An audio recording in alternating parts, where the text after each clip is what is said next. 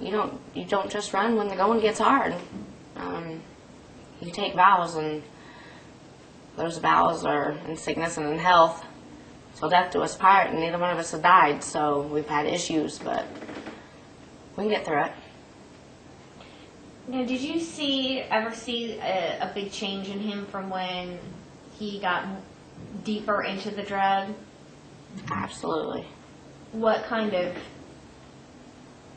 From hallucinations to careless attitude. That was all he cared about at the time.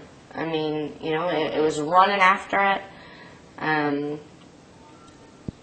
getting the anhydrous. It was the chasing, and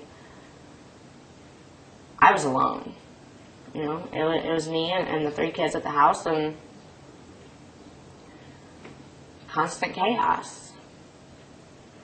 And so that's why, that's I think something that's eye-opening to me is more of, yeah, he was hooked to the drug, but he was hooked to a lot more stuff, that the power, the thinking that he's invincible, all that kind of stuff. Crazy lifestyle. Do you notice or sense the old Mike that you originally fell in love with?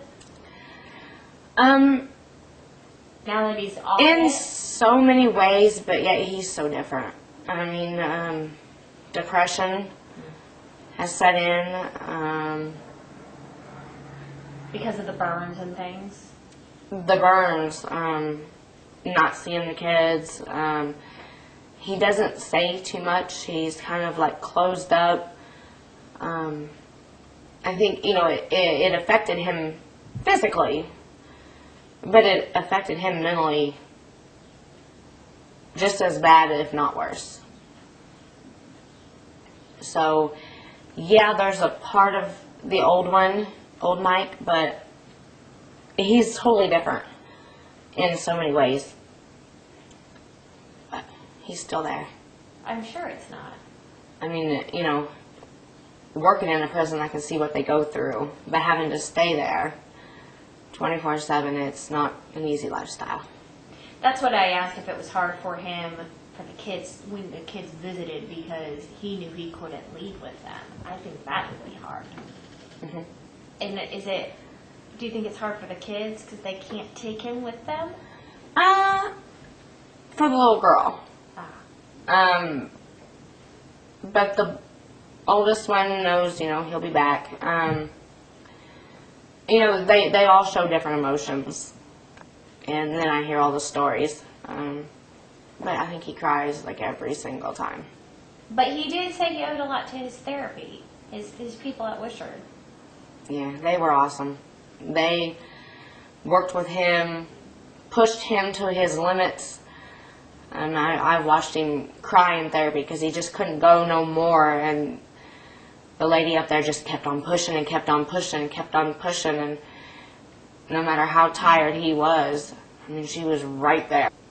And they're awesome up there.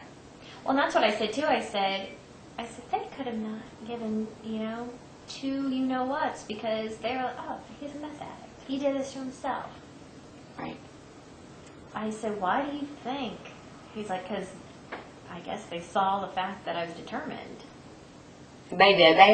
They had heart-to-heart conversations up there all the time, and they see a lot. They see a lot of burdens up there, meth-related, and the statistics for someone getting burnt and turning around and going back burnt again are really, really high. But they could see it in Mike that he wasn't going up there to therapy high. And when they released him from therapy, the therapist cried. Because they had talked about what was going to happen, and he was probably going to go away, and they really cared about him up there. So.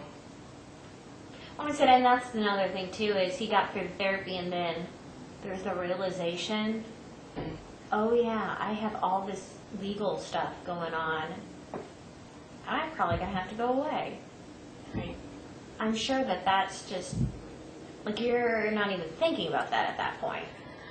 Oh, I thought about that every day. every day. Thought about it every day.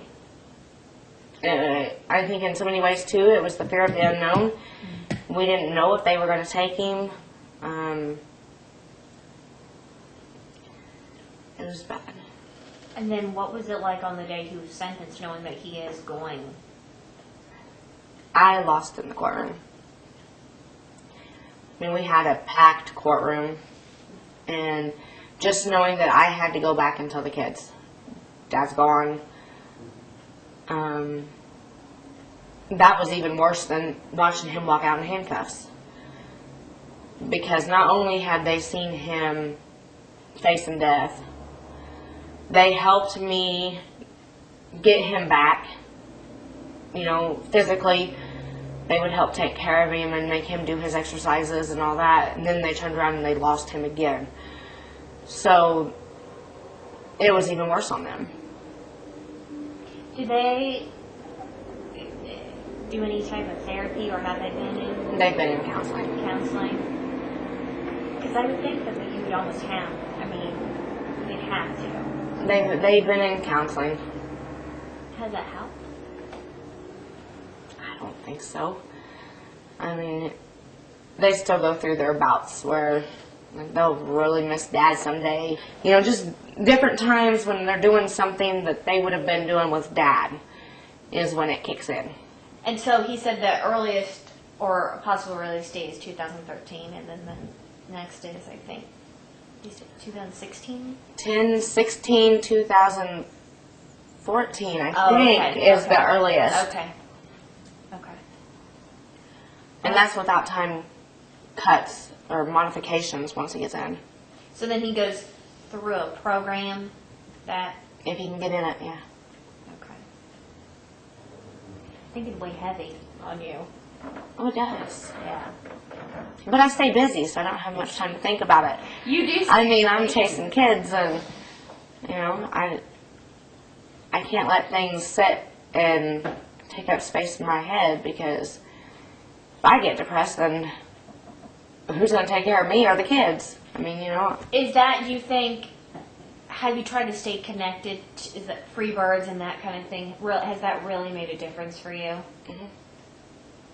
I get out twice a week to come to Free Birds to go to meetings, and that's my vacation during the week. And other than that, I mean, I've got kids, and I don't get away. Not very often. What has this place been for you? This place is awesome. This was my fresh start. This is, you know, if I have any trouble, I go to Jack. This is it.